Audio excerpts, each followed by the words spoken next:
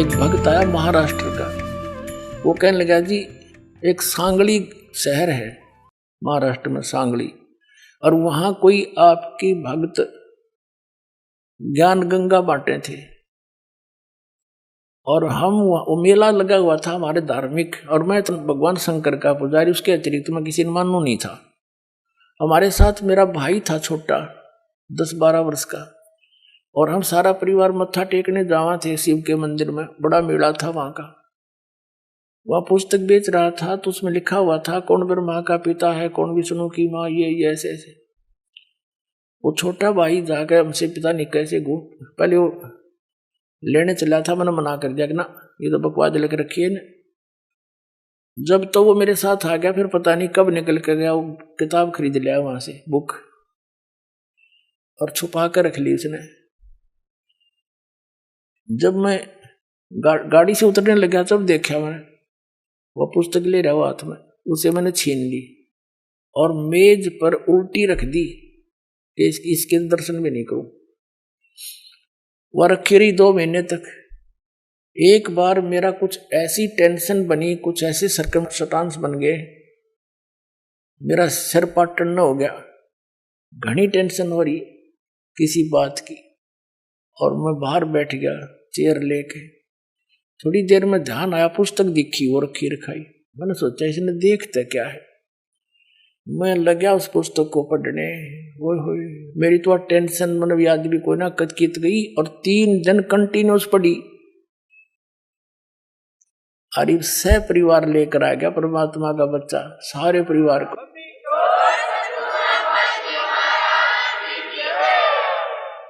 तो ये एक किस्म का परमाणु बन गया ये पुस्तक परमात्मा के ज्ञान की। अब वो उससे फिर रिश्तेदार में जाती है, वहां से ले गया सैकड़ों पुस्तक, सबको दूंगा एक एक, और प्यार से पढ़ाऊंगा, अपने कसम खाऊंगा, बताऊंगा सच्चाई क्या है। मेरे जैसे भ्रमित है सारे। तो पुण्यात्माओं, आप सबका दायित्व बनता है यो कि अपने भूला न राह बतावे। और पहले जब बताना, जब आपका विश्वास हो जाए कि दास सच्ची कह रहा है, ना भूल के भी इसका जिक्र ना करना जब तक आपका विश्वास ना हो। और विश्वास तो दास करा के छोड़ देगा। कोई बड़का का लेख है, भगवान के बताया हुआ ज्ञान, इसमें इतनी भी मेन मेख नहीं पा सकती, और ये स्वीकार करना पड़ेगा, एक दिन आएगा। तारा मंडल बैठ कर ये चांद बड़ाई खावे, उदय भया जब सूरज का स्यों तारों छुप जावे। अभी तक हम जिस भी देवी देव ने पूजे थे, हमने वो गणाय में मावान लगा था, और परमात्मा के इस ज्ञान की रोशनी में अब ये सभी ज्ञान ऐसे छुप जाएंगे, ऐसे निष्क्रिय हो जाएंगे, निरस्त हो जाएंगे, जैसे रात्रि के समय तारा मंडल के अंदर आकाश में चंद्रमा सुशोभित होता है और सबसे ज्यादा प्रकाश युक्त नजर आता है। जब सूर्य उदय हो जाता है, वो रहता विद्यमान है पर उसका अस्तित्व नहीं रहता, हमारे लिए उसकी आवश्यकता नहीं रहती उस समय। तो अब ये सूर्य का उदय हो रहा है।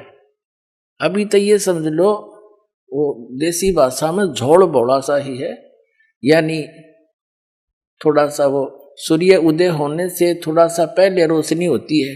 अभी तो इतना होया है यो। अरे देखना जो शिखर में होगा सूर्य, पूरे विश्व में ज्ञान हो जाएगा, ये पूरे विश्व में।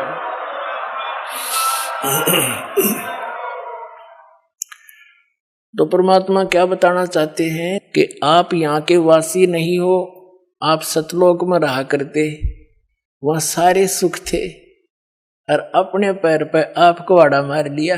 ये दास एक जूनियर इंजीनियर था इसमें, कंस्ट्रक्शन सिविल के अंदर, हरियाणा में इरिगेशन डिपार्टमेंट।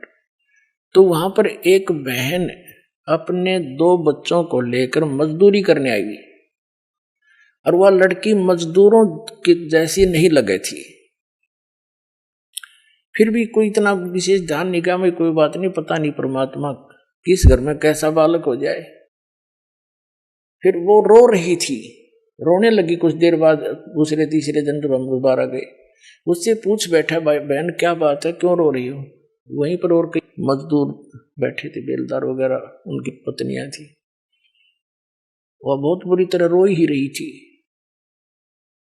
उसने थोड़ी सी देर बाद से फिर बताई साची कि मैं ऐसे ऐसे एक बहुत बड़े घर की बेटी थी, सेठ है मेरा पिताजी, बहुत बड़ा पैसे वाला, और मुझे सारी सुविधा थी, और जो मेरा पति है ये हमारे यहाँ नौकर रहा करता, और मैं इसके जाल में फंस गई।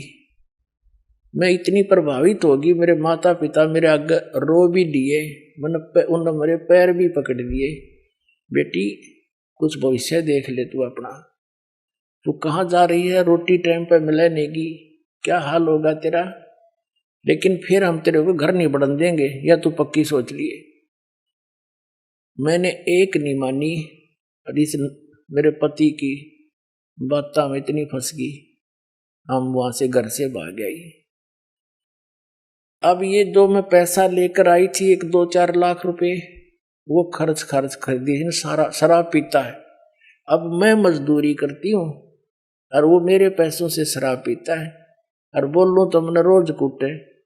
अब कोई मेरा वाली वारस रहा नहीं कि तो मैं दुख रोज दूं जाके, मैंने अपने पैर पे आपको आड़ा मार रखे। तो पुण्यात्माओं, आज आपकी वो दशा है, आप उस समर्थ ने छोड़ के इस कंगाल के साथ आ गए, और यहाँ हर एक चीज का टोटा, समय पर टूक नहीं, वर्षा हो जा 2 दाने हो जा, ना भूखे मर जा, अकाल गिर जा।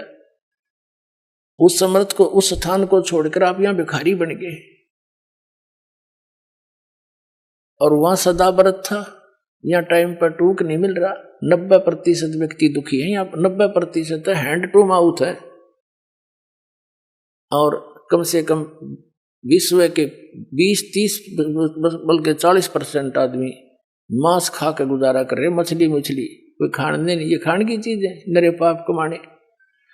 तो कहने का भाव ये है पुण्यात्माओं, हम गलत स्थान पाएंगे, या वह वस्तु है ही नहीं जो जिसकी हमें आवश्यकता है, अति आवश्यकता है। किस चीज की आवश्यकता है? तो मृत्यु नहीं होनी चाहिए।